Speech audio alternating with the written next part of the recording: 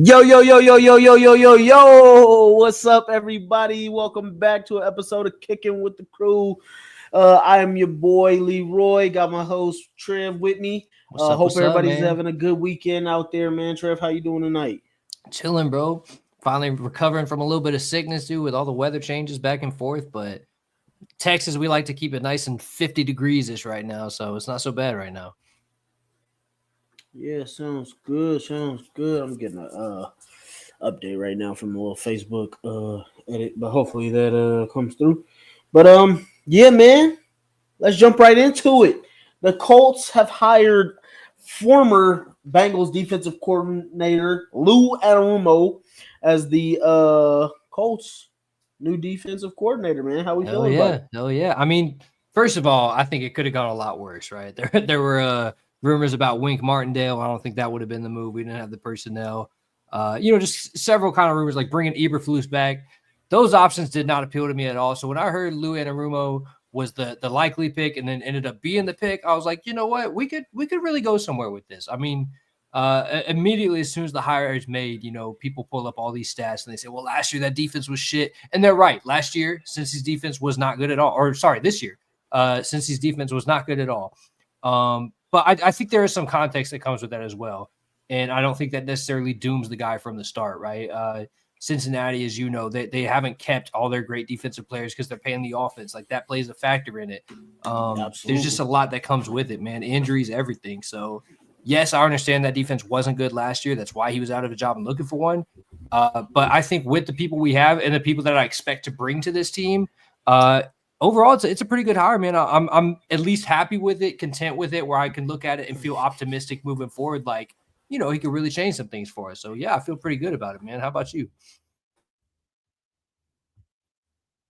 Oh no, I think he might have froze a little bit. Oh, there you go. When it first got oh how most people feel about it.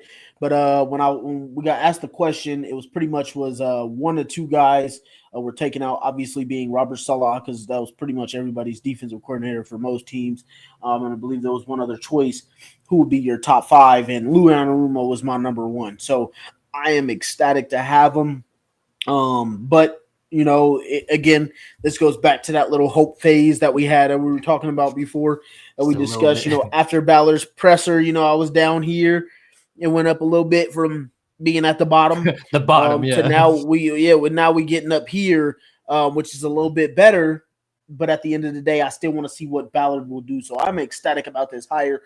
And for some of those people that do think his defense, pretty much is the same, I mean, you can't get much worse than Gus. I mean, to be blatantly honest about it and tell you the truth, like there's not much worse you can get. Rather than having Gus Bradley, who's been pretty much trending down from where he was at every single year. It got worse year over year. And then a lot of it had to do with a lot of the fact that his players were gone. The Bengals did not play players, they did not keep them on the roster. And then injuries happen and whatnot. And so even still with those injuries, you go and look at something that the Colts have been very poor at, which was completion percentage. The Colts hovered around on average about 68, 69% for quarterbacks, which was 30th, I think, in the league. And the Bengals were at about 64%, which was about close to top 10 in the league as far as completion percentage. And it sounds small, but that can make a huge difference, man. I mean, hey, in the league, that takes you from being bottom 5 to top 10. That's at 5% makes all the difference in the world. And then we already know about his scheme. He's game plan specific. He's going to make sure that we're wired up and ready to go for whatever quarterback, running back, receiver we're facing that day. Just love the way that he's going to come in, and it's not going to be the same old, we're just lining up and we're rushing forward and coming after you all day running the same thing. Yeah, I think just the fact that he brings in that versatility and he can run different formations that you've seen from Cincinnati in the past couple of years over his tenure there. It just makes things more interesting for us. We knew Gus was who he was, and he was going to run what he ran. 4-man down, cover 2 scheme, everyone dropping back in zone coverage. You just can't continue doing the same thing without evolving. So that's ultimately what cost Gus Bradley his job. But now we bring in a guy like Lou, and he has that versatility. for him, where it's worked some years, other years it hasn't been as good. I fully understand that, but I think just that versatility alone automatically is going to move us up as a defensive team. And I know being connected with ZTV. Also, shout out to Joey Carr in the comments here. I see him saying what's up. Shout out to just him. being connected with ZTV. I know we have people from Cincinnati area tuning in and everything. So yeah, if you guys have thoughts about Lou, if you think we massively messed up, let us know. But I'm definitely excited about the hire, bro. I know Zach said because his dad's a Bengals fan, and I know he had some comments about it, but I can't remember if they were like totally good or totally bad. But he did mention that they didn't really help him out with the players that they left him with there. Yeah, and it's a tough situation for them too when you have so much talent on the offensive side. Like I understand Cincinnati's issues and everything, but I mean, look. The fact of the matter is that guy's won, right? He was on a team that did go to the Super Bowl and came close to winning it. They played good defense that year. Like he's been to that level. I'll take it. I'll take it. I mean, even still, though, I get what you're saying about offense and spending a lot of money. But if you think about how many defensive players they let walk, yeah, they had tried to fix their offensive line. And hate to point out a guy, but they paid Alex Kappa a lot of money, and he has done nothing but give up the most sacks in the league. I want to say over the last 2 years. So insane. It's just one of those things where it's like your defense is suffering, and you got this guy on offense that was paid to come in and make big money, and it did not work at all. And he's still there. But yeah, we got Chad in here. What's up, Chad? First commenter back at it. Yeah. He says Chad. out with the Gus and in with the Lou. Love it. Looks like Nathan's finally coming around on Ballard. He says I see Ballard going all in and making the defense good. I hope love so, to man. See, love to see some positivity out of some guys that really didn't have a lot of hope for Ballard. Mike Hilton at corner with Kenny Moore. I'm a little iffy on this one just because they're both slot corners. Yeah. So it's like, are you really going to go out and pay another slot corner? So yeah, I think Mike Hilton's a great player, but just I'm a little iffy on this one. Yeah, I don't see that either. However, I will say just with the fact that like we all know who Mike Hilton is because he was such a good slot corner in Lou's system. I mean, not that Kenny has fallen off or anything. I think he had a solid year this past season, but I think we see kind of a resurgence with Kenny again, where we look at him and we say that is an elite player. You know what I mean? Like the way Lou is able to use that slot corner position, I would expect big things from Kenny moving forward. Absolutely, yeah. I think Kenny should definitely have a big part as well. Chad is saying here, how big of a defensive rebuild do you expect to see with Lou hiring? I don't, so I want to say, even without the Lou hiring, I expected this to be a pretty monumental defensive rebuild. Just having him back there, I think it helps a lot of players because that you're going to see some versatility. I would hope that, we plan on adding major talent. So it's not like, hey, we're going to keep bringing in undrafted free agents and rookies, and then just leaving them completely exposed. Like if we're drafting top tier first round talent, then if we're leaving them one-on-one with a guy, I'm probably expecting you to win that rep and not just thinking you're going to be a liability. So obviously we need to get the players to fit his scheme, but I just think either way we were going to go through a pretty big rebuild because me personally, I only had 3 to 4 players that I personally care to keep.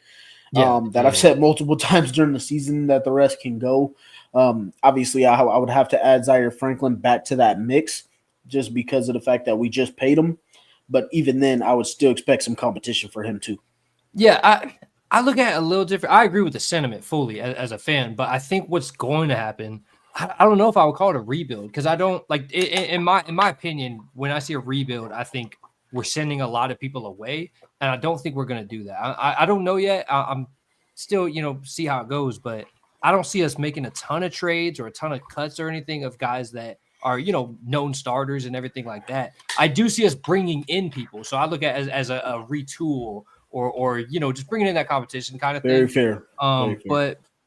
But specifically just on the defensive side rebuilding, I mean, the secondary is the biggest thing, brother. It's just a mess. I mean, you hope some of the guys we have, like Jalen Jones, they can still earn their role and everything, because some of those guys had moments where they played well and all that. Nick Cross had a really good year, so I don't want to take that away from them. But ultimately, obviously it did not work. So pretty much the only person, in my opinion, whose job is safe would probably be DeForest Buckner. So everyone else is going to have to earn their spot. And I'm not against bringing in competition, bringing in new guys as draft picks and as free agents at every level of the defense. I'm not against it at all. Mm-hmm. With you make good points there as well. Speaking about the rebuild versus the retool, I think I That's can kind of also how I agree see to it. that. I think a lot of it is mostly competition, is what I mean by stepping up everything. Like I expect some corner competition, some safety competition, Please. some defensive end competition, linebacker competition. Like I expect to see competition across the board, to where it's not like, hey, you just got undrafted 5th, 6th, 7th round picks, you guys being your starters. So, so good point there. And not to go so far back to the ballot pressure again, but that was one of his main things, right? Where he talked about he messed up by letting guys know they had guaranteed jobs. That's not going to be a thing this year. So yeah, I fully expect that we're going to bring in all kinds of people because no one has a guaranteed job, right? Like everyone is going to have to earn their spot. So I fully agree with that. Kind of crazy thing to me, it had just popped in my head after you said that.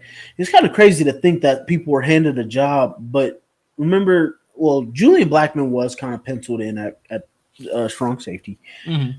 But Nick Cross and Rodney Thomas, I think that was it. And maybe even Michael Abraham at one point. They were all in pretty much strong competition for free safety. Yeah. Which turned out to work out pretty well because Nick Cross had a pretty damn good season. Ran away with it, really. But yeah, I mean, I think that's going to work for everybody. Everybody, you come in and compete for everything. Yeah, absolutely. What up, Joey? Appreciate you. Nathan says maybe bring in Khalil Mack. I like the sentiment. I'm not totally opposed to it. It that's just money, would be, man. That's a lot of money for one dude who's up there at his age, his age, and what he great costs. Great player. That's where I'm kind of iffy. So, I like the thought. I like where your mind is headed. I prefer somebody like Trey Hendrickson, who may cost a little bit more money, but we know he's proven commodity. I mean, back-to-back season, 17 and a half sacks. Bring him to Indy. We need that. Well, and it is interesting too. Like I don't believe we make a serious offer to Khalil Mack. I think we have so many needs that spending all of our money on one guy would be kind of a misstep. As much as I'd love a player like that, I mean he's a fantastic player. But it is interesting that we're talking about guys like Mack and like Hendrickson because like the things Ballard was talking about and the things that Lou does. He was talking about being aggressive, affecting the quarterback, all these different things, right? That's what Lou does very well. He has aggressive defenses. And it hasn't always worked out, like I said before. They didn't have a good year this past year. Understand that. Had bad secondary, all that. But he affects the quarterback. He gets after the quarterback. So I'm very interested to see how, one, the guys we have, like DeForest Buckner, like Leatu Latu, Samson Ebukam coming back, how those guys are able to get more pressure in his scheme, but also the guys that we bring in looking for that aggression. Yeah, no doubt. I mean, again, like I think that's going to bring out the best in everybody. I do also want to see some guys, kind of prove their way to be on the field. I know that's going to pretty much, if we brought in Trey Hendrickson, he'd be competing with Latu, Kwity Paye, and Sampson. All those guys would be competing to be starters and stuff like that. I don't know if Lou would be kind of into the rotation and stuff like that, but I'd really be, making kind of guys earn their role as to how we're going to play those different situations. And Lou's played a lot of different fronts and rushes and stuff like that, to where he'd have 5, 6, 7 guys maybe doing different things, but you don't know who's coming. So that's one of those things that I really can appreciate about his defense. Chad is saying here, maybe have a different style of defense to practice against will help AR grow too, especially with Chris Hess working with him this offseason. Great point. I didn't even think about that. Yeah. I said that back when it was a group chat. I said it in that as soon as we hired him, I thought it'd be really good for him to face that kind of defense, because if you think back to when we had spring practice against the Bengals and everybody was talking about throw the ball, you got to see it. This will be really good for him to kind of see where he's at. To really go up against the defense is going to show you a lot more than what we probably see. Probably AR could have exposed a lot against our defense if he was playing against them versus what he'll be seeing. Everybody does. Yeah, so definitely a good point there. And I can't wait to see this defense get to push this offense. I do want to talk about this Chris Hess thing too, because that's been big lately. I mean, this is a guy that's been talked about working with Josh Allen and several other quarterbacks. Big name, I guess, in the behind the scenes kind of area. But man, like if he can get some of these technique things right with AR, get the arm right, get the footwork right, is as we've said multiple times, really the biggest thing for him. I mean, we could look at a much sharper AR next year. So I love that he's taking the time and making the effort to work with guys like Chris Hess. So yeah, I mean, hopefully we see really good results from that. If you guys remember for Josh Allen, it was a huge leap after he had all that work in the offseason with this guy. And he's been, franchise quarterback, MVP candidate ever since. So yeah, I mean, very optimistic that he's working with Chris Hess. Yeah, yeah. We talked about this a couple times, and I said it's good to. That's all we can do, because a lot of people hope that AR gets better. Some people want him gone, whatever. But all we can do is kind of hope he's putting in the work behind the scenes. So it's good to Yeah. know that he's looking at different options to try and get better. I do want to say that the popular misconception of this whole working with Chris Hess is that he's going to help make the quarterback better. He's showing them the flaws in their game, and they have Yeah, to go work on it to make it better. So again, exactly. this is going back to just adding work to what he needs to do. So hopefully we can see it out of him. I like where we've been with quarterback for so long. I'm just hoping he puts in that work on his own. Me personally, I know people have their thoughts on AR, whether they don't like him, they do like him, they want to hold him, they don't want to hold him. I really don't care at this point. I want a better roster. Like Yeah. that's what I want to see. I'm tired of seeing this joke of a roster that we'll have at points in the season when it matters. Like Chris Ballard got us out of that hellhole that we had of a roster in 2016, 2017, which was awful. But man, Yeah. it's time to get out of the middle tier. And I hate to even keep calling it roster or awful because it isn't truly awful, but it's not that good. It's not that It's good. too much comfort. It's too much like we talked And about, where just people know they have their job, so they're not really grinding like they should be. And that's where we get into the whole culture conversation and everything like that. But I agree, man. We got to see improvements on all sides. I will say just on the offensive side though, like specifically wide receiver room, offensive line room, I am pretty happy with those rooms, man. I mean, if you want to talk about areas where culture is not a problem, I think those two rooms, those two position groups are places you could look at with guys like Michael Pittman, guys like Quentin Nelson leading the charge in those areas. Like that's the kind of guys that you want as Colts. And obviously we've had them for a long time. We all know this. I'm not saying anything new, but that's the kind of attitude and just team identity that we want across the board. So bringing in guys that can do that and bringing in talented guys who can help us win, like that's the biggest thing this offseason. yeah, you definitely need to see more fight in the dog every single Yeah. week. So that's what we need to see there as well. Um, Zach, our co-host, saying here, y'all think Kenny Moore gets moved to center fielder because Lou prefers big physical corners. By center fielder safety, I mean he plays slot corners, uses a box safety versus a run because of how well Kenny tackles. Hmm. Kind of confused me on what you said there. Sounds like you're saying two different things, but I think Kenny Moore's role isn't really going to change too much.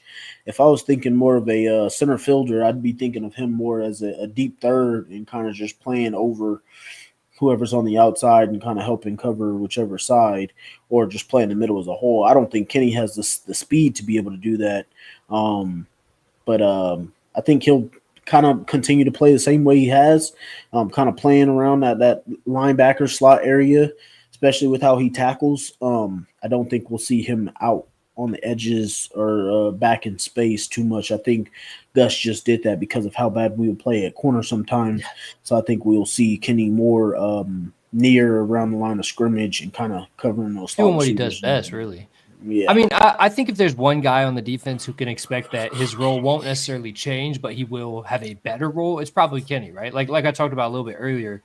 Lou's really good with these slot corner positions, drawing up blitzes when it makes sense for the slot.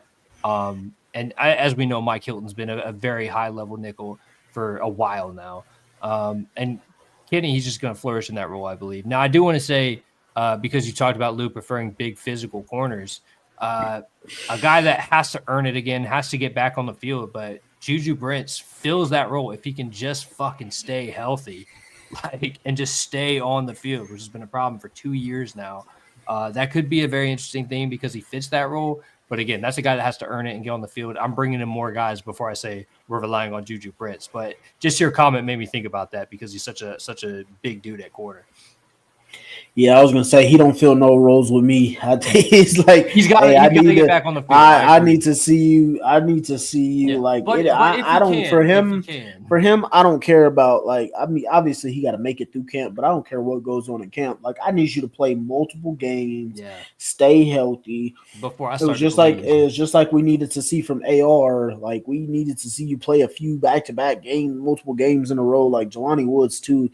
They are literally on my shit list. So it's just like I gotta see guys play. I'm not penciled vouching for in the guy. anywhere. my Right shit now, list as well. he'd be like my sixth string right now. Like, dude, I need to see you come in and compete like you weren't a second round pick. Like, compete like you are an undrafted free agent. You were fighting for your life right now.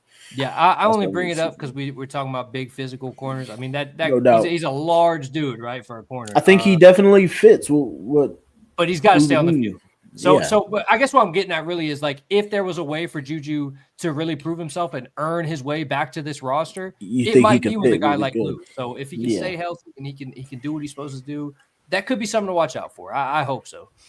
I hear you completely. What up, Dave? Dave Stewart saying here, back, you can't get rid of everyone. I would expect about 3 spots to be bigger than average talent fills. So when I say get rid of everybody, I don't mean just completely drop them. I just mean like if you think about like, say you had a bunch of number 2s everywhere on your roster. Mm-hmm. What positions do you have starting? I got Grover Stewart. I got DeForest Buckner.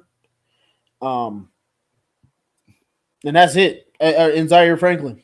Like, I got 3. And then if you want to call Nick Cross maybe a starter, because of what he did this past season, we don't know how Lou's gonna use him. We don't really know. So as far as I'm concerned, you got 3 guys. So when I say everybody can go, I just mean like every position that you draft or bring in free agency, hey, that spot is wide open for competition. It's going to the best man. Nobody's name is on paper. Nobody's earned anything to say their name isn't on it besides those 3 that I just named. And I think you're even still bringing in competition for Zaire. I think Carlisle is going to be a guy to replace EJ. But even still, you're bringing in another linebacker's competition for them. Mm-hmm. I just think that every free agent move, every draft pick we make, like there's literally not much left. Yeah, unless we go receiver or offensive line, that's it for development. Yeah. Everything else, in my opinion, needs to be competition. So that's what I mean by fill these roles. But you have to be able to expect, like as you said, that every one of those positions that we bring in, like you might not be a day 1 starter, but you better be able to compete for it. Like we can't be taking guys that, 2-3 years down the line, he could be pretty good. I'm a big fan of Grant Stewart. I like the way he hits guys, but we can't take a Grant Stewart type player in this draft. Now, is that a guy who this year could have a better year and start to play more defensive snaps? Yes, but that's not a guy I want to take in the 5th round this year, right? We took him 3 years ago now, right? Like guys like that have been Ballard's bread and butter, where they do develop eventually, and I understand the value of that. I'm not knocking that, but as you said, we just need guys that are ready to play, man, and ready to get on the field and compete for that starting job, and make these other guys know your job's not safe because I'm coming for it. Like every single player we pick in the draft and every single guy we bring in as a free agent better have that capability. Otherwise, what are we doing? And we see it all the time. Everybody always says, "Oh, this guy slipped to the 4th round or slipped to the 5th round because of X, Y, and Z." Like, I don't want to see hey, we're going to draft this guy because we think he can come up and develop and be a good player for it. No, like if we can get a 5th round receiver that, maybe he had a couple character issues that somebody thought was concerning, but you think you may be able to iron it out or whatever, you bring him in and say, yeah, this is a guy I think that can compete with Pittman and Alec Pierce or Pittman and AD Mitchell. Like, find find competition. I don't care Yeah. where you get it from. No one's safe. I don't want to see no more pieces where it's like, yeah, they drafted this guy. We think he could be a good backup to this. We need depth at this. But I'm not trying to hear it, bro. If it's not offensive line, that's the only place that I could listen to and say, yeah, we need a depth at this position. Everybody else, I want you to be the guy this is my fucking job, and I ain't giving it up to nobody. Yeah, and that's interesting. Like, I think we all understand the value of depth, but I also think as a team, we have depth at depth, at most positions. Like, it's not necessarily a need. Like linebacker, we know we have multiple guys who could be good, right? Wide receiver is starting to become like we have a little bit of depth there. Just various positions where we have some depth. But that's not what we can be looking for in this offseason. We need to bring in guys that we're like, he could start, he could play for real. Like he could make an impact on this team. If it's just a depth signing, I agree with you, man. I'm really not trying to hear it. Like we have enough guys. I mean, tight end, you probably need a couple guys. Safety, you probably need a couple guys. I understand. I understand it's going to happen. But that's not the moves that excite me anymore. Whereas in years past, they may have, just hoping on the potential for the guy. But potential is just shit you ain't done yet, man. We gotta get guys who are ready to do.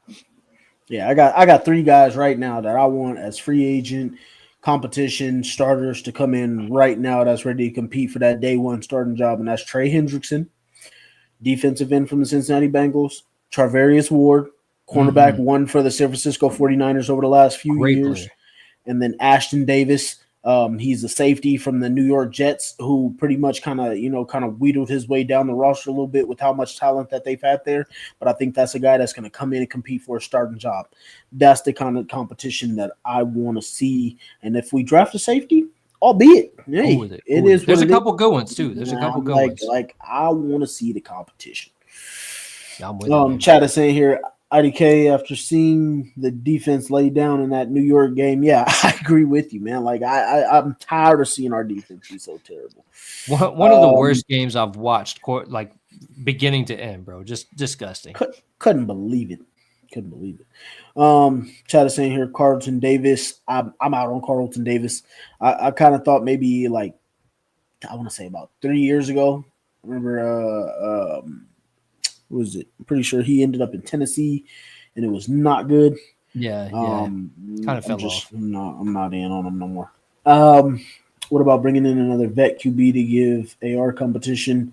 Me personally, I'm out on it. I mean, I had this discussion with Zach the other day, and it just killed me because somebody brought up that we would sign Sam Darnold as competition, and I just damn near about flipped my lid. Minnesota's keeping him. If Chris Ballard spends $30 million on a guy to come in and compete with AR or to be a backup, I'm going to lose my shit. So that's I'm a not good with mistake. that. That's a mistake. If you want to really bring in some competition for AR and go about that route, do it through the draft. Get you a 4th round, Will Howard or what's his name from Syracuse? I'm blanking on his name right now. I know he's been big in this chat. He left from Ohio State. Kyle McCord. Good player. Find one of those guys as competition for him. Do it through the draft. Get the cheapest backup competition you can get. That's right. I agree with your sentiment. I'm gonna disagree with how you do it a little bit. I agree with keeping it cheap. And Chad, by the way, I believe this is something that is going to happen, but I think we're talking about it the wrong way. Like with Sam Darnold, I think first of all that's unrealistic because I believe Minnesota keeps him as a starter until JJ McCarthy takes that job. But that notwithstanding, this is not a position where we can afford nor do we need to spend big money or a high pick on. I've mentioned on the show before. There's guys out there that we can get, I believe, for pretty cheap, man. You look at Josh Dobbs, Cooper Rush, fucking Zach Wilson, even who was a backup in Denver this past year. We all know he's not going to be a franchise player, but he's got a big arm. He could probably run the same kind of systems that we do as far as chucking it downfield sometimes. Like those are the kinds of when I talk about a vet QB that can compete a little bit, iron sharpens iron type shit. And just be that backup because AR is our starter. Like it or not, if you're a fan of the guy or not, you believe in him or not, AR is a starter this next year. So we're not looking to sign a starter this year, in my opinion, at quarterback. That's not a thing. So keep it cheap. Get a guy. I would love to get a Josh Dobbs. I wouldn't mind getting Zach Wilson. Those are the kind of names I'm looking at. I'm not looking at dropping $30 million on a Sam Darnold who sees ghosts every time the game is important. Like that's not an interest to me. That just goes right back into what we just did for the past, 6-7 years, signing a veteran quarterback for too much every new season, and then that dude shits the bed. Like that is habits we do not need to get back into.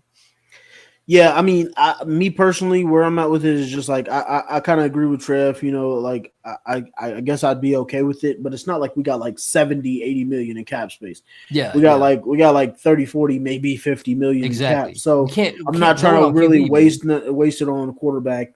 And then also to Trev's point, saying that AR is our starter, just because I know some people may get upset with that.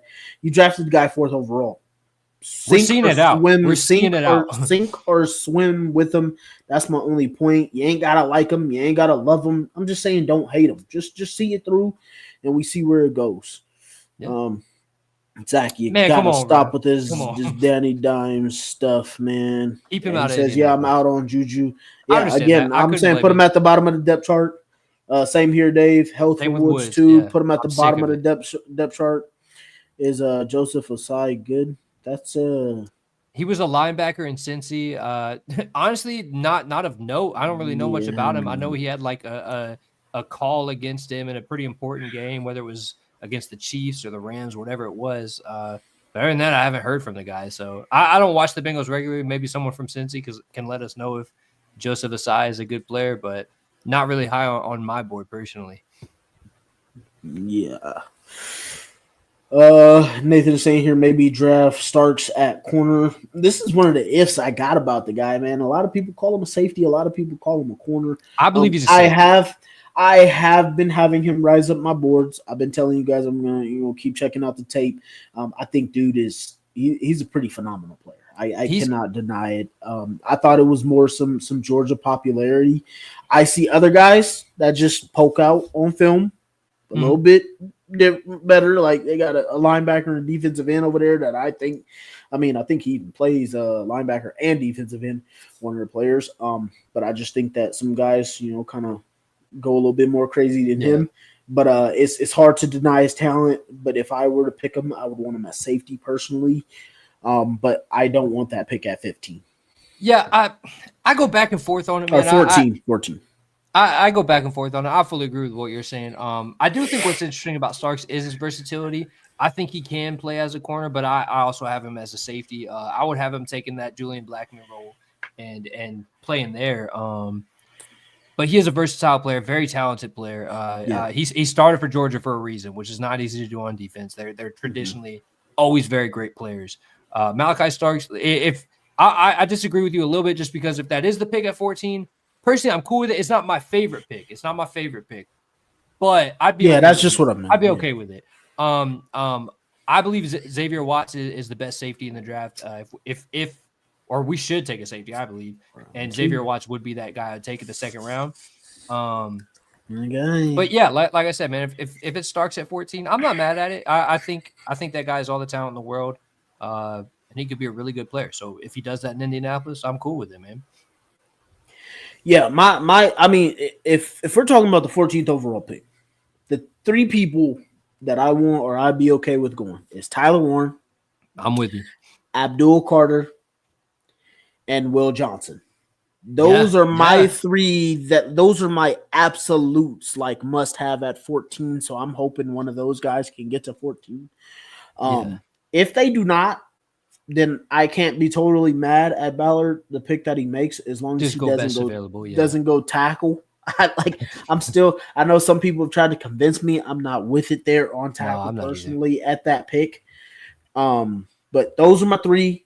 And then if we were to go Jahdae Barron, if we were to go Malachi, if we were to go Xavier Watts, if we were to go, there's a few other guys that come to mind. I wouldn't be totally mad. I think they're still really good players. I just think that if you line up where some of these picks may go, like last year. I remember people was calling us idiots because we had 6 quarterbacks going in the first like 15 picks, and they said we wouldn't be able to get this certain defensive player. And And then then, look what at do you it. know? Yeah. 6 quarterbacks wins, and somebody's Leatu like, "Oh, Latu. well, you got X amount right." Like, I'm not trying to hear it, dude. You called me an Yeah. idiot for saying 6 quarterbacks. We know would go. ball over So here. We know ball. I just think the way it may shake out, I think we could end up with one of those guys because if we can get one of those guys, I think it'd be a complete game changer from day one if we were to get one of those 3. And this is very interesting too. Like, first of all, I fully agree. Tyler Warren is my pick at 14. I mean, you and I have been loud about that. I'm a big fan of Tyler Warren. I want him in Indianapolis. Yes, but a lot of really good players you could get right there, right? It is interesting though, in like recent kind of mocks and recent boards. Who knows how accurate they are? This is smokescreen season, but some of them have had Johnson from Michigan dropping. Johnson, he didn't even the one that I sent you guys this morning. He didn't even go in the first round. Hey, if he's there at 14, I mean, you don't even think about it. You turn the card in as soon as you're on the clock. Like that guy could be an elite corner. Actually, I'm sorry. Will Johnson did go in the first round. It was Ben Morrison didn't go first round. So that's another. Morrison, I don't think Morrison declared, did he? No, he did, but he didn't go first round in that mock. So I thought that was crazy to me. Like even if that's a guy, like I know people would probably be pissed because he is coming off the hip injury that kind of gives him a little bit of concern, but it kind of reminds me of Derek Stingley. I'm just putting it out there. I'm just putting it out there. But I know he didn't go first round, and if he can make it to round 2, oh my goodness, like him or Xavier Watts in the second round. I'm just saying, it's just some of the way that I think the draft could shake out. Yeah. So personally, wouldn't be mad at Starks. Keep an eye out for. Yeah, wouldn't be mad at Starks. He's just not one of my top 3 there that I had there. It's like if I put a tier up for him. Chad says Zach Bond gives Z some real competition. I don't think we could afford Zach Bond. He's a great player, though. He's a great player. Yeah. I think but we'd have to pay him. We're gonna put like $14 million into a linebacker. He's in the prime of his career right now. Yeah, 26 years old. Like he's going to the highest bidder, whoever's paying him the most. Great player. Like the idea though, Chad. I'm not mad at it. I'll find another linebacker to compete with Z. I want Xavier Watts for the Colts. I do too. Absolutely. I've been calling Xavier Watts a Colt since September. He's already in the state. Just bring him up to Indy, bro. Kyle McCord. Ash is saying no big money on QB. Chad also agrees.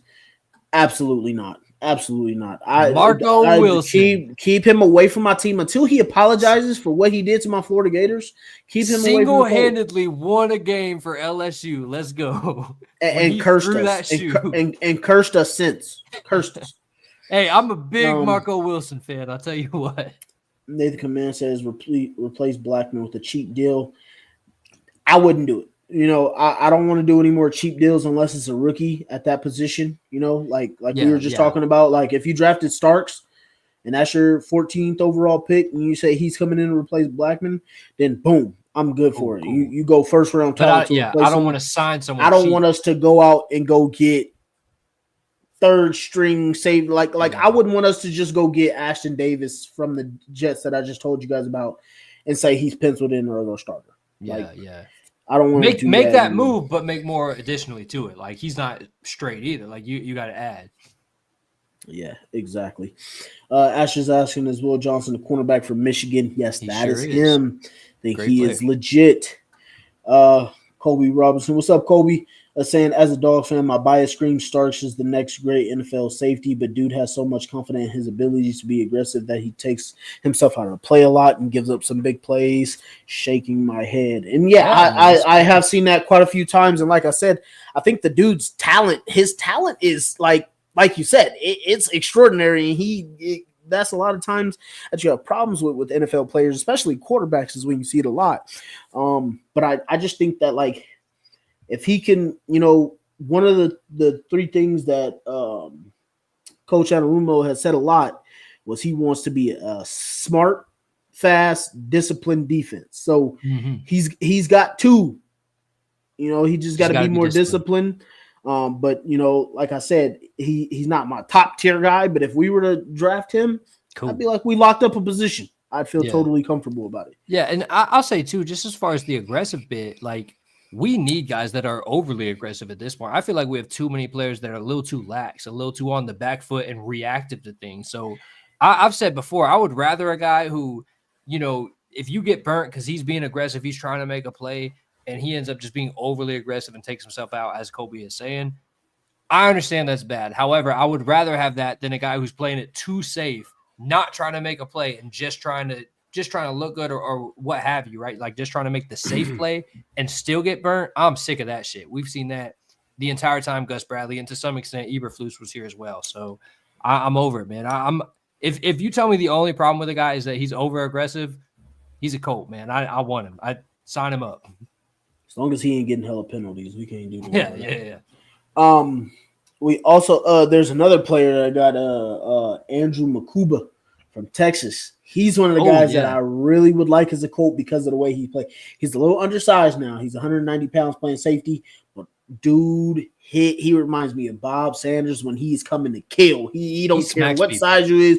He is coming to take heads off. So I want a physical player like that. So Starks definitely would give us that as well. And we brought him up earlier, but his teammate Jahdae Barron, very good cornerback who I believe could be available in the second, maybe slide to the third. I don't know about that though. I kind of doubt. I don't kind of doubt that. But I mean, you never know with how it shakes out. But that's a guy that I'd be very confident in taking in the second round if he can slide there.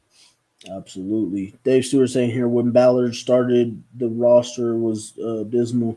His philosophy, if you recall, that will be in a better place when our cuts are picked up by other teams. Then philosophy changes to immediately getting studs and put us over the top. We have been at a point that our cut free agents are getting grabbed, and now we can maximize best slot and quantity 1 through 4 round picks and get rid of 5 through 7. I adjust 1 through 4 slots. Yeah, absolutely. And for anybody that doesn't get what Dave is saying there, he's basically saying when Ballard came in, pretty much anybody that was getting cut off that roster was dead. Like you really rarely heard about any of those guys. Their football career was probably done at that point. And now he's gotten us to a point where, some of our 5th and 7th round picks can still be guys that could play. And now we can start replacing some of those guys with first through 4th round talents. Like we were just talking about how I was saying I want competition there. So he's definitely bringing up great points. And that's what I meant by Ballard to gotten us out of that hellhole that we were in. Cause it was, our roster was like, if your quarterback got hurt, you were top pick worthy. Like it was terrible. Definitely hope that he will go forward and actually start utilizing free agency, because if he did, he could literally have a cure for everything that people say about him.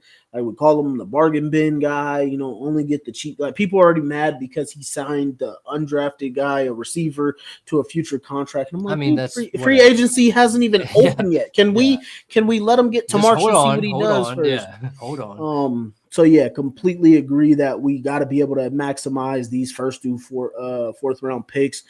These guys need to be coming into, like, I don't want to say penciled in as starter because that needs to be dead, but it needs to be like, hey, you're coming to compete. This is your job to come. We expect you to be able to when start. You come in here, and then slowly these 5th through 7th round picks can kind of slowly adjust, and then after a while, we'll get back to that a little bit, developing some of those late round guys. Once we know that we got some starters, we got a solid core, and they know how to hold up the culture. Yeah, it has been interesting too to watch that philosophy change from Ballard that Dave talks about, where like he came in. He's always kind of been the more conservative. Like he wants to draft as opposed to signing guys. But then it's like when we had that string of just like, oh, well, we're just a quarterback away. We're just a quarterback away. We constantly did that whole thing that we all know we don't need to get into. But it's like, and Ballard admitted himself, he thought the team was closer than it actually was. And he failed to understand, we're not actually that close. We need more competition. So him saying the things, and we've talked about to a large extent. I'm not going to dive into it again, but him saying those things is why I and I believe you as well, DeMarco, are like more optimistic going into this offseason, where it's like we might finally see some aggression, finally see some, maybe not big signings, but efficient signings that actually are like, you're not just a depth guy for cheap that you're just going to sit on the roster and collect. You're coming in to actually play. Like that's what we're really looking for this offseason. So I hope it works out, man. Otherwise, like that Ballard conversation, we know where it goes. But Yeah, no, he's gonna leave me pissed if he doesn't make the change. But totally agree with you, Trev. It's like it gives us more optimism that we know he's not coming in with the same cocky confidence that he had. We like we our like our guys and guys. He stuff. didn't Like say it. He didn't say that. no, shit. no, he actually said, I had stuck to my guys and I was wrong. Like, I messed this up by making guys think that they were comfortable. So that's what I absolutely appreciate. Nathan says yes. I don't know what you're referring to there, Nathan, but I think you might be agreeing to something. Kobe Robinson. Oh, you're a Jags fan. He said Will Johnson will not make it past my Jags. Hey, I appreciate you tuning in. Y'all need more than a quarterback, brother. I mean, he's a hell of a player, man. They need defensive guys, but I hope y'all don't get him. I hope y'all take that D tackle out of Michigan. Oh, Nolan, right? Walter Nolan? No, not Nolan. Mason. Oh, yeah, out of Michigan. Yeah. I need y'all to go to the trenches a little bit. Lead the outside pieces alone. Y'all already, bro. You already got my dude Brian Thomas Jr. over there, man. Just leave those outside pieces alone for a little bit. Asher saying Jade Barron. Yeah, Daniel Jeremiah moved the sticks that actually had a mock to us today. That wouldn't be my first round pick personally. Not at 14, no. But if he slides, I want him. He actually passed on Will Johnson to take that pick, which I wouldn't do that. It almost made me pass out. But yeah, now I do like he's a very good player. Very good player. I like physical corner, gets handsy, coverage, all that. Everything you'd ask for. Versatile. He's not can play the slot, but I would not take him over Johnson, and he also wouldn't be a first round pick for me. Nathan saying here, I like the corner from East Carolina. Hey, I like him too. Let me see. I got it all written up here because Trev, you know how my memory is. I know, bro. I gotta look it up again. But he is. I know exactly. Siobhan Revel. Revel. Yeah. He's a very good player. I know a lot of people had questions about him coming off, I believe, was an ACL, if I remember correctly.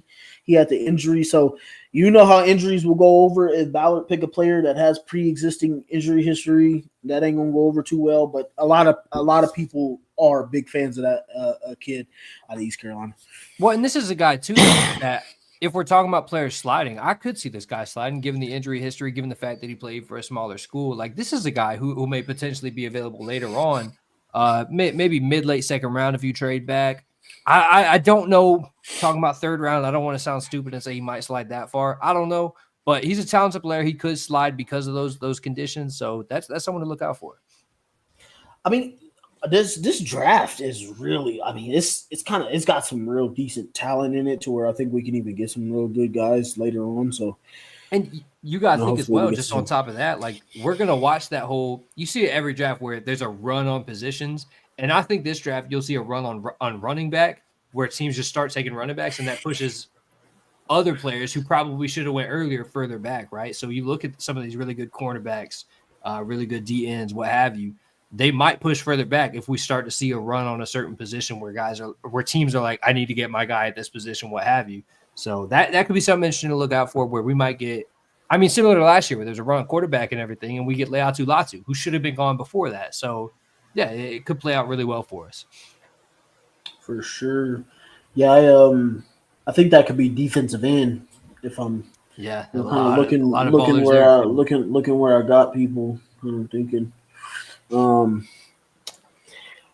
Zach saying Warren, Amos, and Sanker are three guys I really think are options for Indy in the first 3 rounds. Who's Sanker? I'm gonna have to do my research on that. I'm blanking on the name right now. Give me the first name for Sanker, Zach. I'm not sure about that one. I do like Amos though. Somebody brought that up to me in a mock draft because they ended up getting, I want to say they traded back and picked him like 29th. The only reason I'm worried about Amos is because if we were to bring him in, I don't know if he's starting over Jalen Jones. Yeah. So that's the only reason I worry about it's bringing like in another Amos. depth pick. Yeah. So love the Warren one. I'm not too sure on Sanker though. I think you can get better players at cornerback in the second round than Amos. I'm not against the pick, Yeah, but yeah. I think some guys will slide to that spot if they For the see. value, yeah. Yeah, Nathan saying Eberflus took the DC job in Dallas. I still don't think they. I don't know why they keep going 4-3 defensive coordinator when that does not fit what their hasn't worked. players Hasn't are. worked. Good Need to luck. go get them a Good 3-4 luck. coordinator. Best of luck. You play in a different conference, so I don't care. But Darian Porter, that's a solid one out of Iowa State. I know a lot of people that's been high on him. Seen somebody actually just post his film. I want to say it was like yesterday or today. He's an underrated guy as well. Yeah, definitely. I think it's just mostly because the teams that he matches up with sometimes. But I like him as well. He plays with a lot of speed. You know, I'm looking forward to seeing what his 40 time may be. He's a big guy too, 6'4". I want to say he might run under a 4.4. So yeah, and this is interesting too, because you talk about the level of team he's faced. I think there's a lot of really good players in the Big 12 that aren't being talked about. Like not to dive too deep in college ball stuff, but like you and I are both big college ball fans. Bro, like the Big 12 has had this weird regression almost where people treat it like it's a smaller conference. I understand it's not Big 10, it's not SEC. I understand all that. Yeah, that's pretty much the underrated part of it. Yeah, it's now you're looking at where exactly it's underrated, and you're looking at guys that are like they should probably go a little sooner, but because they're in the Big 12, they're looked kind of down on because they're not SEC, they're not Big 10. It's like those are still 4-star players. You know what I mean? Like they're still very good players. So and also don't quote me on where a lot of these guys are going. You know, I'm just a podcast guy. You know, I'm just saying the way the draft may shake out. Yeah. I'm just looking for where Value, where I may think that. people may go, their intangibles, where, I kind of hear people talking about them, what I see when I watch, and then kind of just seeing how it strikes up. There's just a little bit of bias in there because of who I want to land to the Colts. But don't quote me on where I say these guys will go. You just never know how a draft will really shake out. A team may value it a little bit more. Like I said, this guy is 6'4". I'm not sure what his arm length is, but he probably got long arms. It may fit the way we want to press up and play man with his speed. We could end up taking him first. So, it lines up with what Lou wants. It lines up with the big athletic guys that we know Ballard loves. Like that's not a bad shout out from Ashley. Like that could be a very solid pick.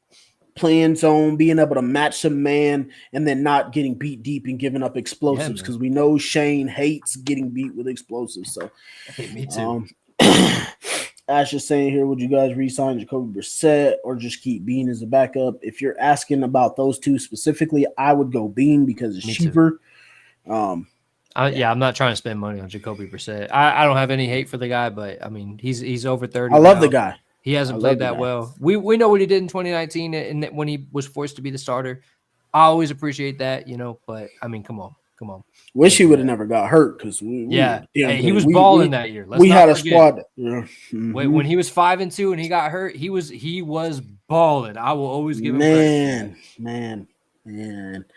Stacey saying, "Hey y'all, hey, how you doing, Stacey? Hope everything is good. Welcome." Chad is saying here, well, I think he knows this is his last chance year. He's going to go all out this offseason. I do got to push back against that. I mean, they asked him, and he said himself, like, I won't kill the salary cap to this team just to try and save his own ass. Like, those were his exact words, or not exact words, but those were his words that he used to say he wasn't going to do. So I don't think he's coming into this offseason as scared. I think he's also coming into this offseason more with a plan and not like, I think what we did last year can put us here this year. I think he's going in more strategically on, hey guys, where's our biggest need of competition? Yeah. What should we be looking at? What are we looking at on offense? What are our biggest needs? I think this will lead us where we need to go. So, Chad, I do want to see him kind of give a all-in approach, but I'm not expecting him to spend a ton of money. That's why I gave you guys 3 guys. If it's 2 players and maybe an offensive player, something like that, I just hope we utilize free agency. I'm not saying we have to go crazy on it.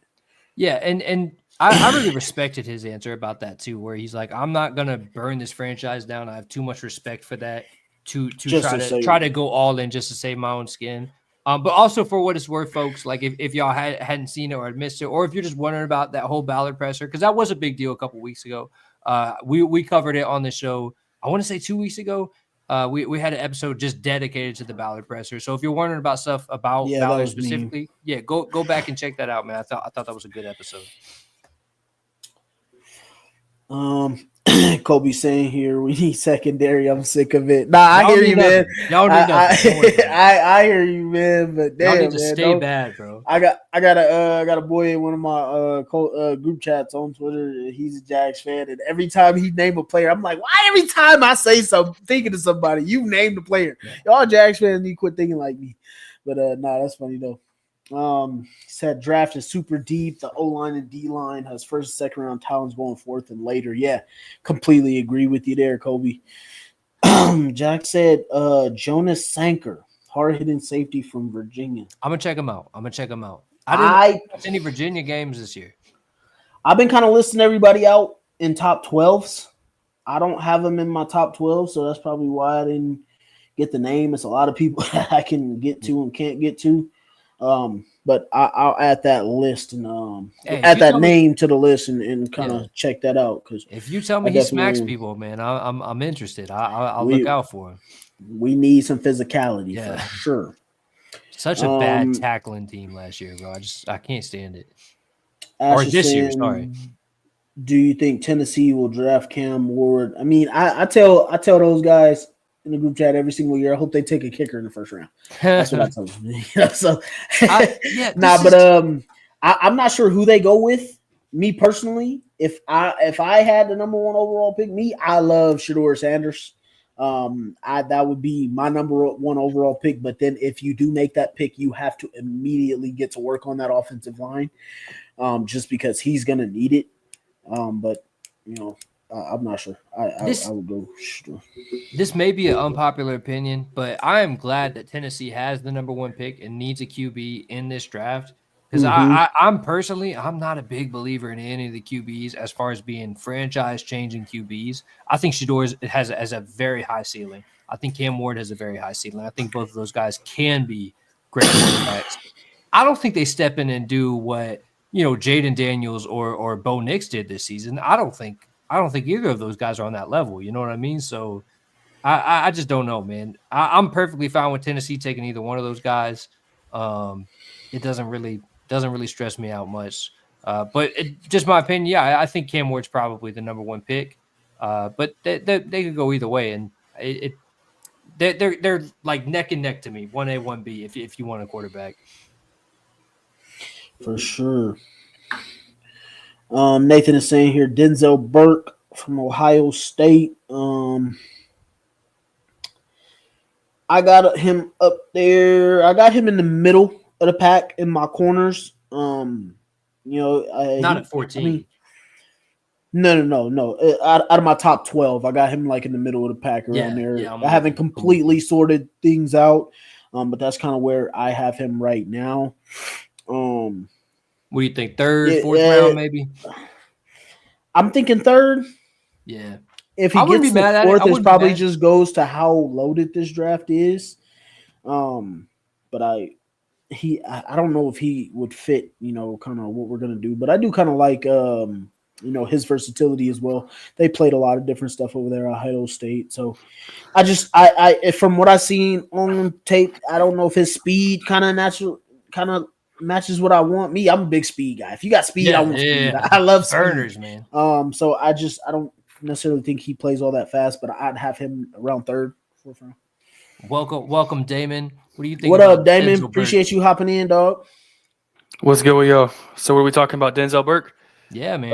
We're just kind of going through different stuff here from the commenters, our fan in here. Yeah, Nathan was talking about Denzel Burke. Definitely like a third round pick, kind of guy that Ballard would take, and probably would not pan out. That's kind of now. I know you're a Texas guy. We were just talking a minute ago about Jahdae Barron.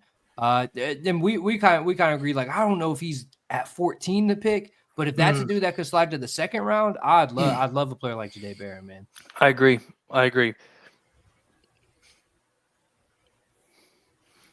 So what's y'all's take on Malachi Starks, Xavier Watts? What are y'all thinking? with seeding, where you rank those two guys? What are you thinking about that?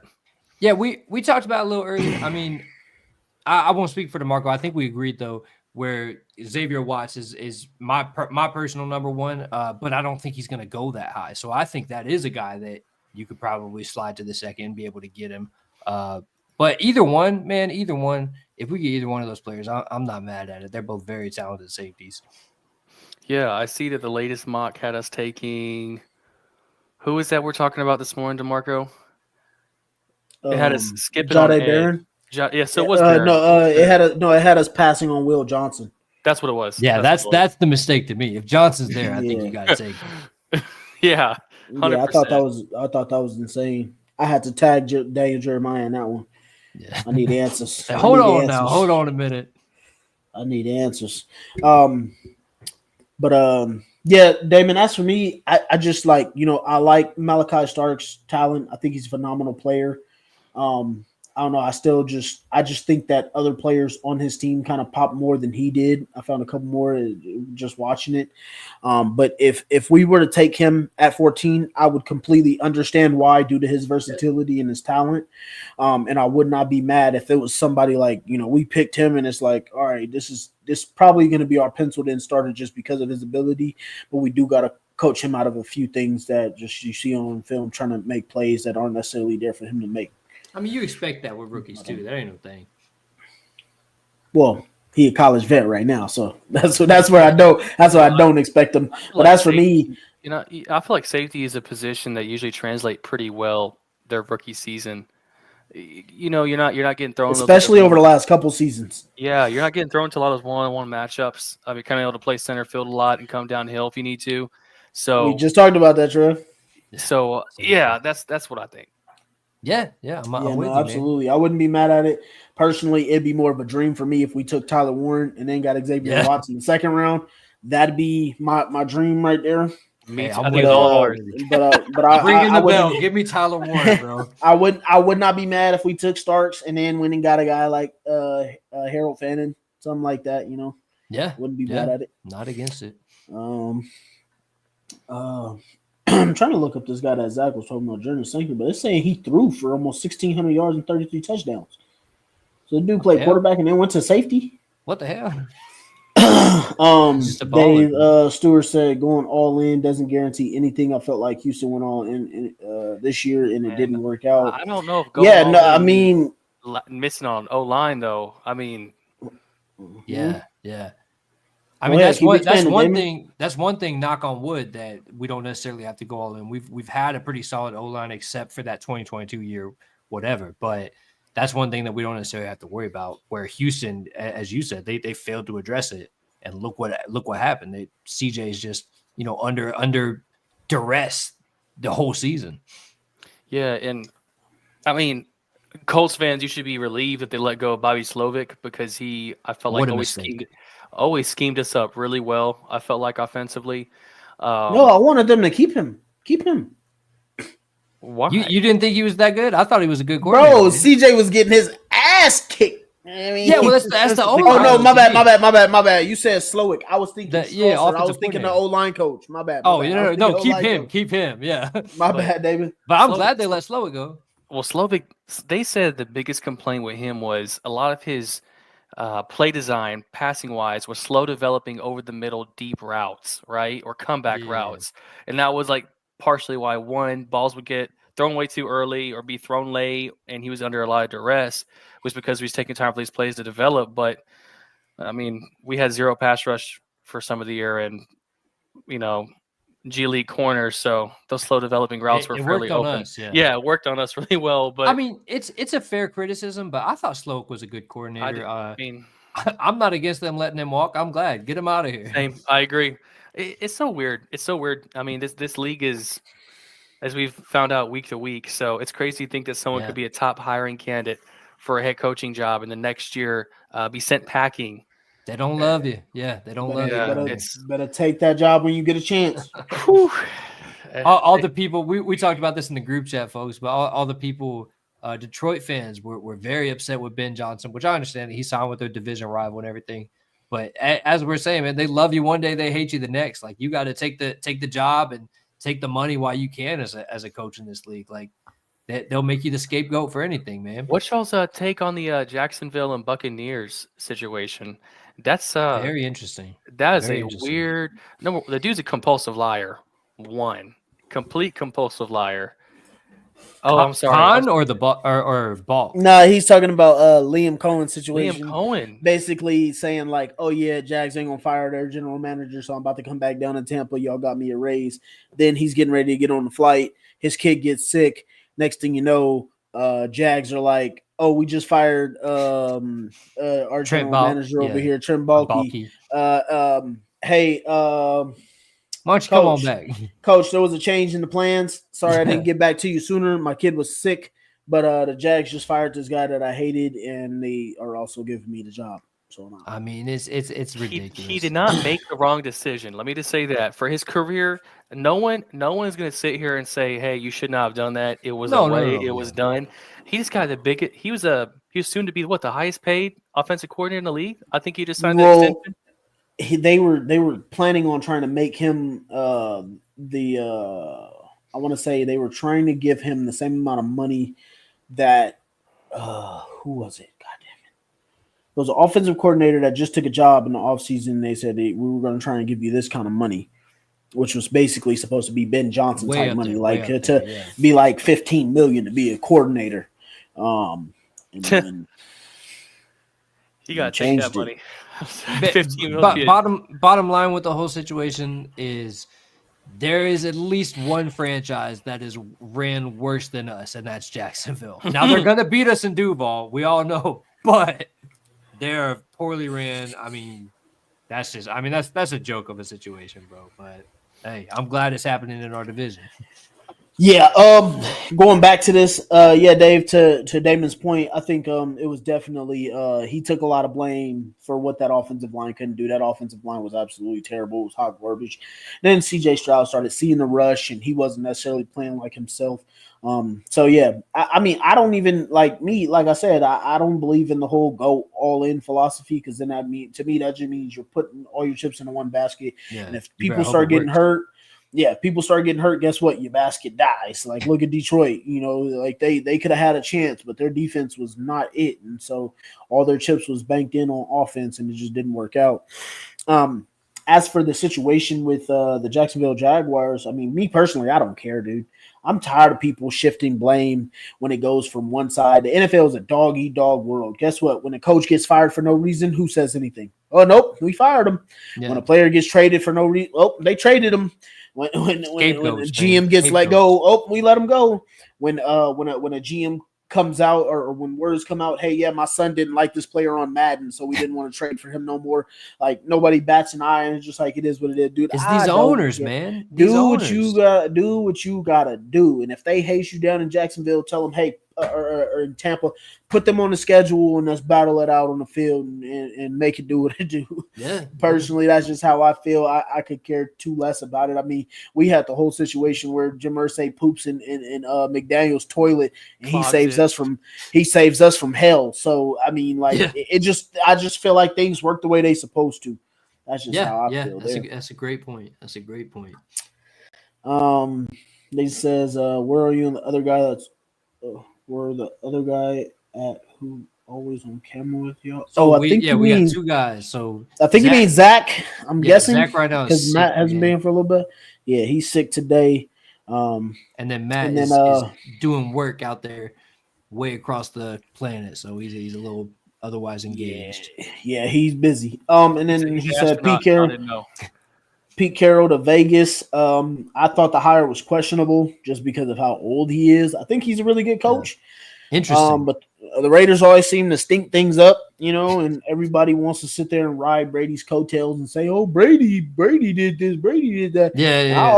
I always bring up the same thing. When people talk about what Manning did, I'd be like, look, bro, he vouched for Adam Gase. I'm not trying to hear nothing about just because this player was one of the greatest to ever do it, that doesn't mean their opinions on coaching and stuff like that is going to take you to the top. Well, yeah, so what was the dude with Aaron Rodgers, that whole the gold zone shit? Who am I thinking of? That offensive McCarthy.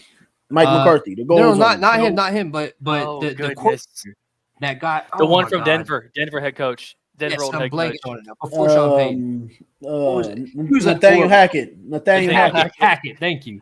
Horrible coach. And then he stunk it up as the Jets OC too. But sometimes you see these things where it's like he's got a connection to a great player, so he gets to ride his coattails and it doesn't work out. Yeah, but I do want to say, as far as this Pete Carroll thing goes, at least if nothing else, it gives us that Carroll and Harbaugh rivalry back. So at least, the Raiders and Chargers might be fun to watch this season. Like, they still got a fixed quarterback, but at least you got a good coach. That's my only thing against him. Hey, who could hate Pete Carroll? He's building up his retirement fund. That's just my only thing. It's like, what do you got there? I came to this one last just because Nathan is saying here, I think the best safety in the draft is Nick Emmanwori from South Carolina. And this, I mean, man, I'm going to tell you right now, I've watched, I want to say maybe about 3 games from South Carolina as they played during college football season. But I tell you right now, watching his film, this dude is rising up the boards for me. Man, he's one of those big risers. I think as far as notability, as far as name-wise, obviously South Carolina had an elite defense thanks to their defensive end, Stewart over there, who was an absolute man-child, just like Jeremiah Smith. Some of these freshmen is a little ridiculous, bro. I'm telling you that right now. But yeah, I think this dude, he has physical traits that are elite, has great hands, speed is there. I think he can really cover man to man, good in zone. I really like this kid. This is one of those, man, and this is a good shout out from Nathan, because this feels like a classic Ballard pick where you could tee it up, where it's like no one's really talking about the guy, but he killed it in college. He was one of the best on his team specifically, leadership role, all that shit. And he just balled out, but he's not being talked about as a first, second round guy, whatever. So, I mean, that's absolutely a name to look out for, man. And South Carolina, as you said, elite defense this past year. So, yeah, I mean, good call, Nathan. Good call. I wouldn't say the best, but a name that deserves recognition, absolutely. I mean, he rising up there. I mean, I might get ready to start putting him in that category. I like dude. He's a dog. It's Watts for me, bro. It's Watts. But I get it. Yeah, I also want to get back to Zach on your boy that you had there, Jonas Sanker. I'm looking at it. I got him closer to being like a real late round guy, maybe like a 5th round pick, something like that, 6th round pick. Third. His cover skills is real questionable. I mean, I have to dive into it a little bit more. But he's a big hitter. He's not a guy. He'd be more like a box safety type of guy in the NFL. So, I have to look more into it. But he wouldn't be a guy that I would look too deep into, Zach. Dog, I don't ever want to hear questionable cover skills and Colts drafts. I'm sick of it, man. Yeah, man. I don't. I had it.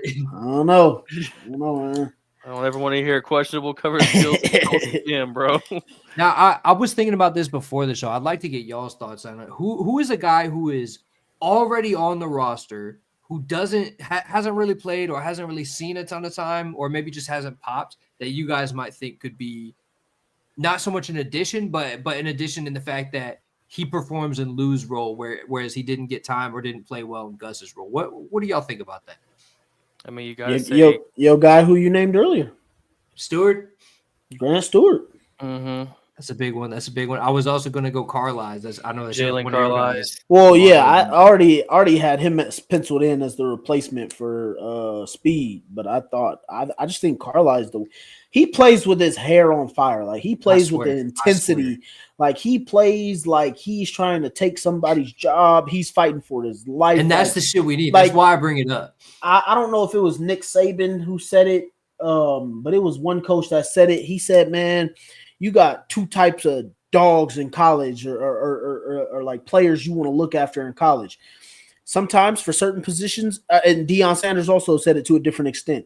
Sometimes I go to a player like if when I'm building my team, if I want this certain type of defensive player, I want him to be in a single parent household. Like, Yeah, that whole I thing. won't. Yeah, Like he's just that got type that of mentality. mentality. Yeah, Like I won't for this type of player. Like He for was my talking about linebacker. DB. He said he likes his DBs to come from a single. Yeah, that's what he's talking Yeah, about man. DB. Like that's how outrageous Grant Stewart. comment, but what he meant. Yeah, I'm telling you, Grant Stewart is like the type of player that if you took one little doggy treat and you put it in a room with 5 pit bulls and you put it in the middle of the room, which dog is coming out with the treat? That's Grant Stewart, man. That's that. I like the way he play. I like the way he's about it. And I mean, I think there's some truth to some of that stuff he was saying too. Like when he was talking about offensive linemen, he's like, I want my offensive lineman to come from a 2-parent household because I need to know you're going to be smart. You're going to make the right type of decisions. Now, every once in a while, you do need you a dog in that room. But like, I just think certain things that you come away with, like for your linebacker, like even Zaire Franklin, when we first had him coming up before he got to, seems like might be his plateau. Like you had that dog. Like it made us feel different from what we had with our guy that left to New York. Jesus Christ. Okereke. Yeah, Okereke. We just didn't see the physicality. I remember. Yeah, you know what's crazy? I remember me and Damon was like, these dudes look soft playing linebacker the first week of the season last year with Shaq and Bobby Okereke. But you know what's crazy is exactly what we're talking about is what made all of us fall in love with Z in the first place, playing with his hair on fire. Yeah. You watch him come in and, change the intensity of a defense, lay someone out, make a big special teams tackle. Same with EJ. EJ got it popping on special teams. That's what made us go, ooh, we need to get him out there on the field a little bit more. And then you can see he's an athlete. So I think that's what we're looking for in general. I do think Lou's defense gives multiple players on our team a different opportunity to bring that kind of energy to the field.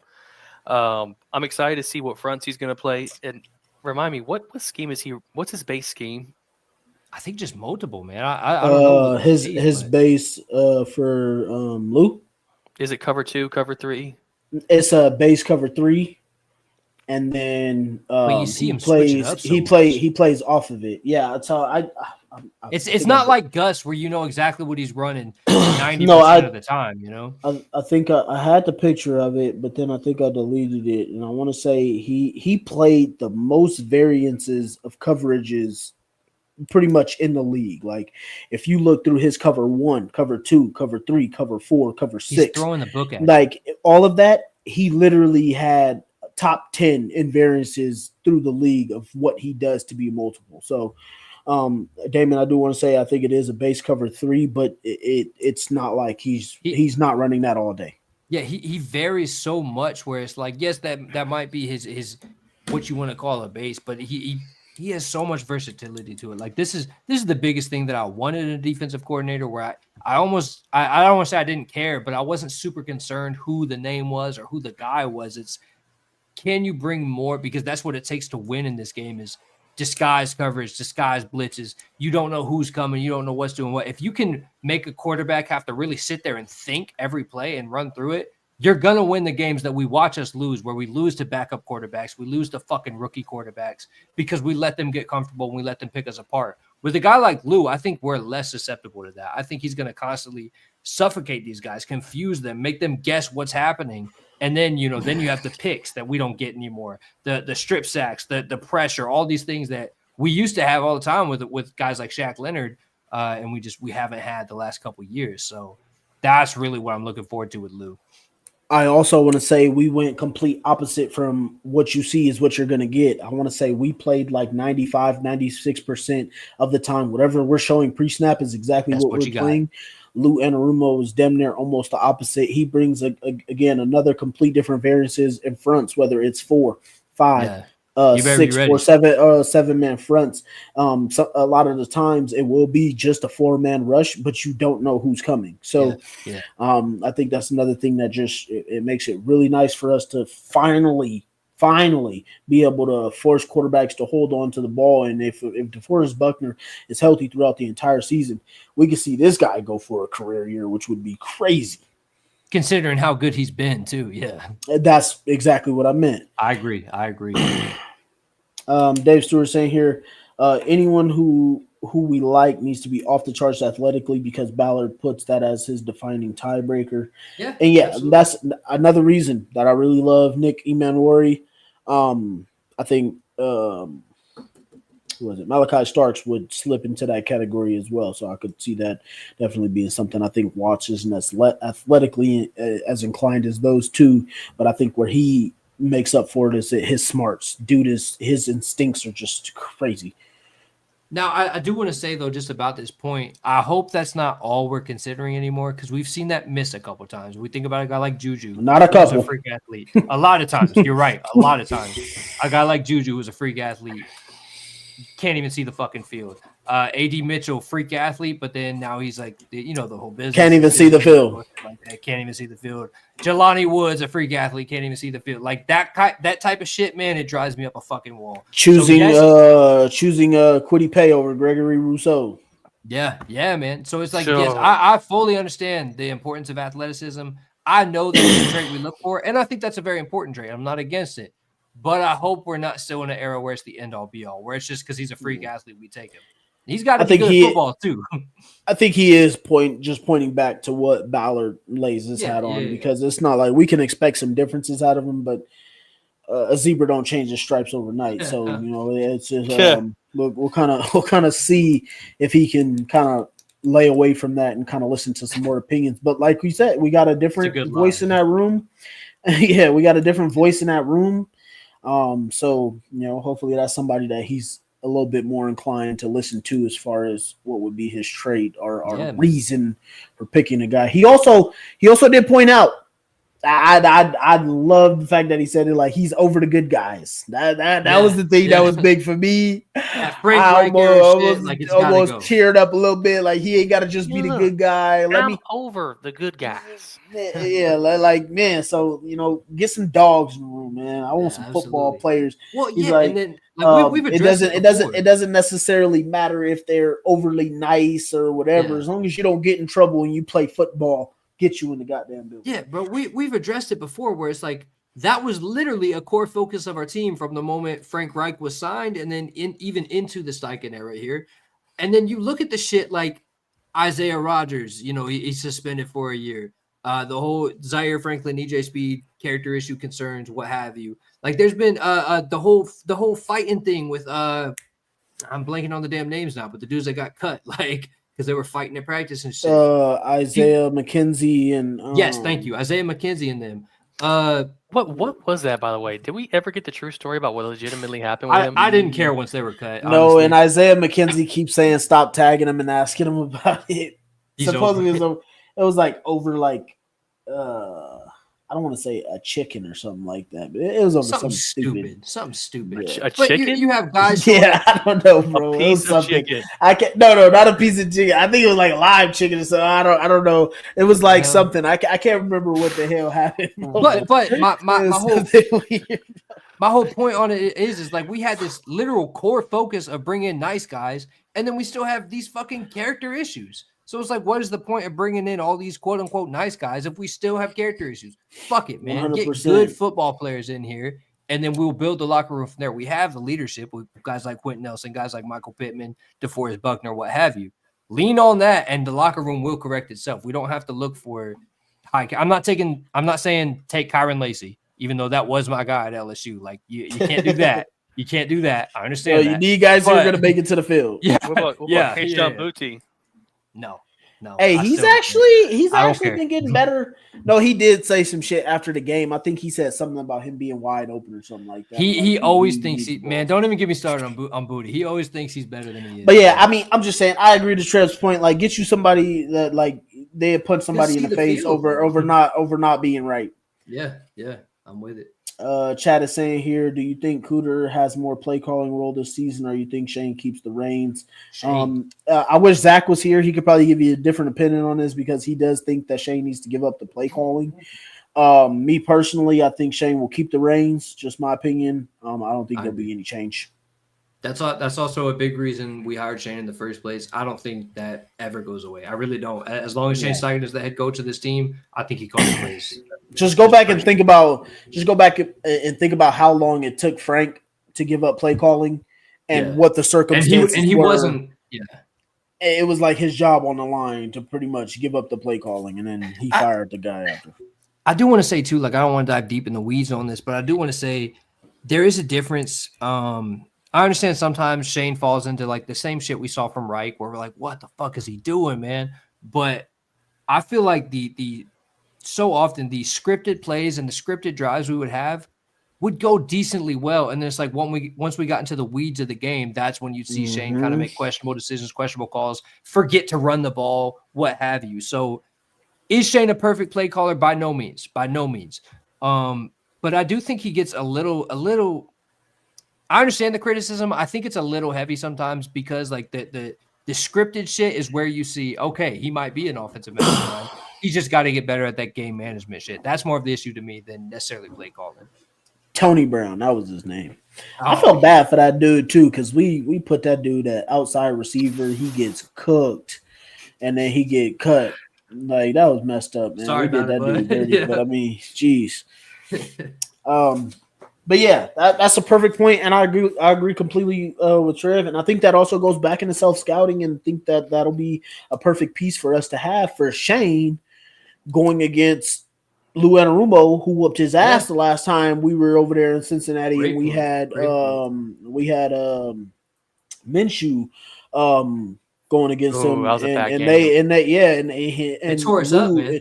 and Lou whooped Shane's ass. So I think this would be a good one to kind of get us out of that. Like, okay, you got your scripted plays because Shane's really good there. And then it's after that where he needs to make adjustments. I think this is the part where they need to build off of each other, and iron needs to sharpen iron with getting us over that hump. Yeah, man, absolutely.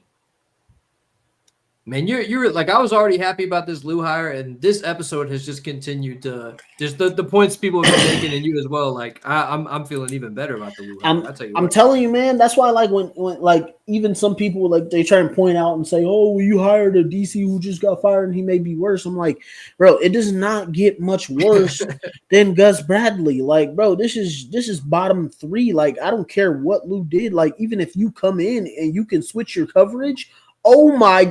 Did he just change coverage? Like, bro, what? Look like at us, that, man. Evolution. Like I'm telling you, dude, like that is something majorly different. And again, it goes back to all the things, the completion percentage, switching the fronts, getting different rushes to come after people. Like it's just little things like that you need a difference in. And we've been dealing with cover 2, cover 3 consistently, like literally for what, the last 8 years, right? Since Frank came in. So yeah, man, it's just crazy. And Dave just brings up a great point right here. When Lou and the Bengals cooked us, they didn't even have Burrow. What's his name? Who was the backup they had a couple years back? Can't even remember his name because he's not in the league no more. Like that's the crazy that part, kid was bro. balling too. What was his fucking name? He had like a perfect game and everything. That's what I'm saying. But yeah, that's you're what right. I'm You're saying. right. Like it didn't matter. Like, it didn't matter. Yeah. It doesn't matter which quarterback you have. Look, the Giants game, Drew Lock, Jake Browning. Jake Browning. That's who Browning had Drew Lock out there locking us up. Yeah, like, putting man, on his like, jacket. Man, like I'm not trying to hear. Can't nobody tell me nothing about no DC. So no, yeah, yeah, we man. So let the Giants put 45 on us. Do you think Lou Anarumo is going to let the Giants put 45 on us? No. Okay, it was a good hire. It was a good hire. Like that's where I'm at, bro. So yeah, we just need to see if Ballard is going to, commit to his word, show some different, it ain't got to be drastic, Ballard. I'm not just me. I'm not asking for drastic in free agency. But definitely every player you draft in the draft, it can't be, small town school kid in the 6th round because you think you could develop in 3 years. Like you might not have 3 years, dog. Like how about guys that blow their knees out their senior year of college, and we don't even get to see them at a pro day or anything, and then we take a risk on these guys, and they either pan out or they don't. He's done that several times. A couple times it's worked out. So Julian Blackman, it worked out, for example. Dio Dangbo, it worked out. But there's a list of 3 or 4 other guys that you don't even have a senior tape on them, pretty much. So I don't know. Yeah, I'm kind of leaving that one alone just because you never know. Like the Tennessee Titans got Jeff Simmons, who was coming off that ACL when he came out, and then Texans had Derek Stingley, who literally it took him, I would say, 2 years. Those But are it's, No, yeah. I'm just saying because a lot of people Allen brought only up takes the big names, a lot bro. of people. Nah, but look, a lot of people have brought up Siobhan Revel from East Carolina. He coming off an ACL. He could be a pick that we take. I brought up Ben Morrison. He's got the hip. Like we may draft him. These are two talented players that I think could very well. Like I don't see why Slide Ben their way Morrison to is slipping to the second round, Yeah. but he could get there and we take him. So I totally I get your point. I'm just not one of the people that kind of it doesn't irk me to see us draft a guy who had an injury, just because you never know what they might be after. And I know it's a funny comparison to use those two guys because if you look at somebody like a Christian Watson who had a shit ton of injuries in college, and then look at him with the Packers, everybody's saying they might cut him because he can't stay healthy for anything. So Oh wow. I do get your point to it.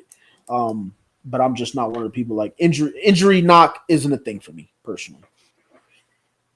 I think it depends, man. I think after enough time, like with a guy like Jelani Woods, that where's multiple injuries in a row. Juju Brent, same shit. That's when Paris Campbell. Yeah, that's when it becomes injury Oh. problem. You know what I mean? Where it's like you Gosh. can't even see the field, much less stay on it. That's when I talk about injury prone. Yeah. And it's tough to tell those. It sucks because those are the ones that we draft. Like, who was it? Somebody they it was a player, and I forgot what people were saying. They were talking about how good he was or whatever. And I just kind of laughed because I was like, I guarantee you, if the Colts would have fucking drafted this guy, I guarantee you he wouldn't have been able to stay healthy. Yeah. It's just crazy, bro. So no love. I don't know. That's more of a tough one. And Dave Stewart also says here, we do give those backups perfect games. Not anymore. I mean, just did. Not anymore. Knock on wood. Yeah, so we gotta get rid of that. Hope Ballard comes through. Do you guys have anything else to add? Yeah. But before we hop off here, what do y'all think about? We got Commanders and Eagles tomorrow, Bills and Chiefs tomorrow. Who y'all got making it to the Super Bowl? I think who we think is going to make it is going to make it. Y'all could probably read between the lines. Chiefs Eagles. I want the opposition to win both games. Yes, yeah. I will say I do think the Bills have a better shot at being the upset than the Commanders do, and I'm saying that because I purposely would want the Commanders to win, but I'm going to go ahead and doubt them out in the open, so that way it's awesome when it happens. Because Jane Daniels is going to be one of the best quarterbacks in the NFL. What a guy, dude. What a guy. I wish that guy was my quarterback. That's all I'm going to say. Yeah, I got Chiefs and Commanders. Interesting. Yeah, I like Chiefs and Commanders. Dude, honestly, if either, quote unquote underdog team is able to pull it off, I'll be happy with it. I think most of us would love Bills and Commanders. Well, I know you want the 3-peat, DeMarco. But I'd love to see Josh Allen get a shot at it, man. He's a great quarterback and all, and that's a good team for a long time now. I would love Bills and Commanders, but I think you kind of summed up my point too, Damon, where it's like there's no way both upsets happen. Hey, we've seen crazy things happen. Yeah. I personally, I think my pick would be Bills and Eagles. I think if there's ever going to be a time where you stop the Chiefs' black magic, it's got to be this Bills team. Otherwise, they might win another 3 after this. You know what I mean? So. But yeah, man, I'm looking forward to the games tomorrow. Hell yeah. Dave threw in one last thing there though. He said though Hooker couldn't stay on the field for us. He's always there for Dallas. Maybe it's our med people. Hey, Zach been talking about our medical team for a little while there. So you could be right, man. So hopefully that's something that changes. Conspiracy theory, but it's a possibility at this point. Yeah, hopefully some things change for us. We'll see how it works out. Yeah, man. But yeah, man. Did you guys want to put score to those, or you guys just leave them as picks? Who knows? Yeah, let those ride out. Yeah, it could be no problem. It's so funny with the Chiefs, especially because it could be the ugliest 12 to 15 game you've ever watched. Or Mahomes could throw for 6 touchdowns and soak it out. Like, you never know what you're getting with them, dude. It's just so funny. Yeah, I'm just hoping for some good games. Yeah. And I'm also hoping that it doesn't have the refs involved at all in both games, because I'm so sick of people talking about the refs.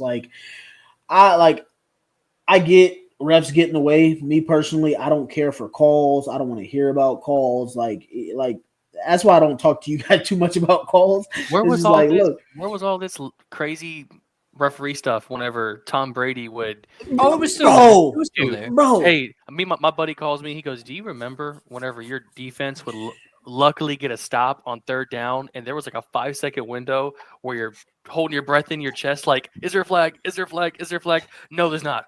Oh, no random pass interference. No roughing the passer.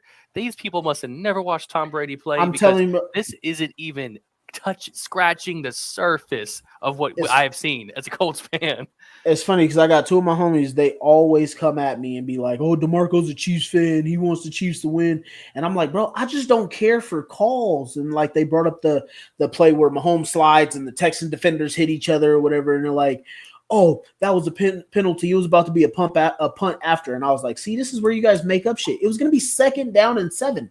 Like, what are we talking about?"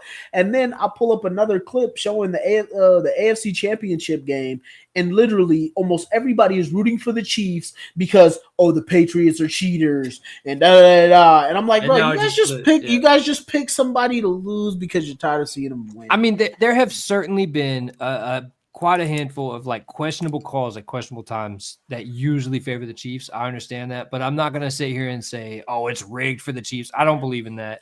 But I agree with your sentiment, man. I just hope it's good games and that some fucking bullshit ass call does not influence the game at the end of the game, or when it really matters. Like, just let the guys win. A bunch of people said that about the Washington one. Said the Detroit Lions got that DPI on to give them 1st and goal. And they also threw multiple picks. This was the call. I'm like, dude, who cares? He threw like bro? what 3-4 picks? Like, come on.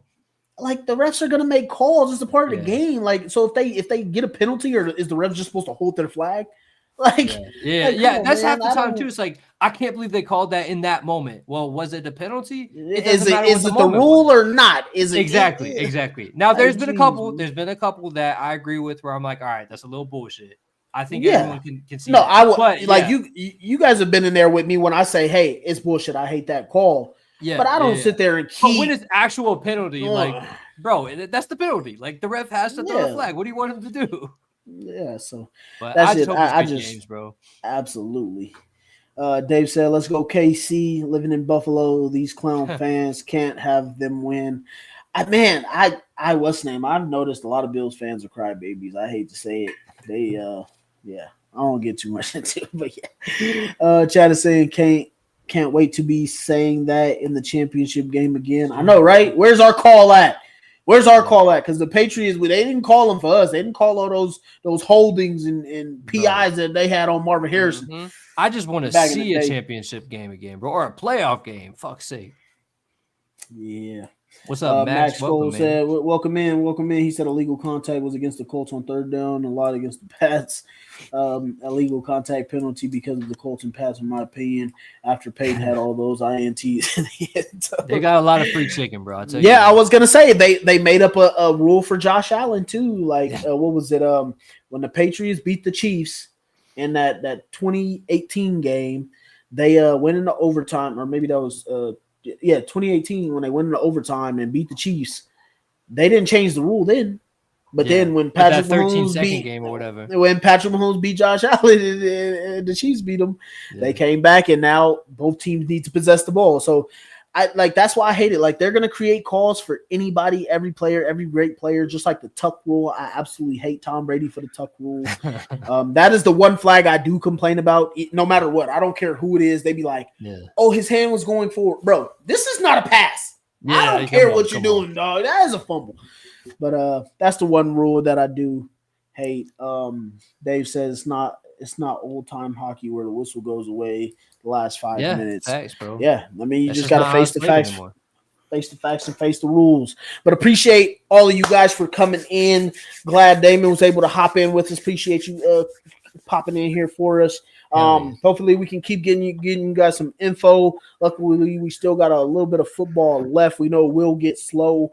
Hopefully we can get Matt back, because last time when we tried to do some mock drafts and stuff like that, my internet was kind of being stupid. So don't want to have to go through that again. But hopefully we'll keep trying to bring you guys some content. Also should be hearing some names for Lou Anarumo's staff coming up here pretty soon. Yeah, that's all I got for you folks. Appreciate everybody coming out. Appreciate you, Trev. Appreciate all you guys in the comments. And as always, go Colts. Hell yeah, Tyler Warren, make him a Colt, baby. Second down, he fakes the Taylor, fires over the middle.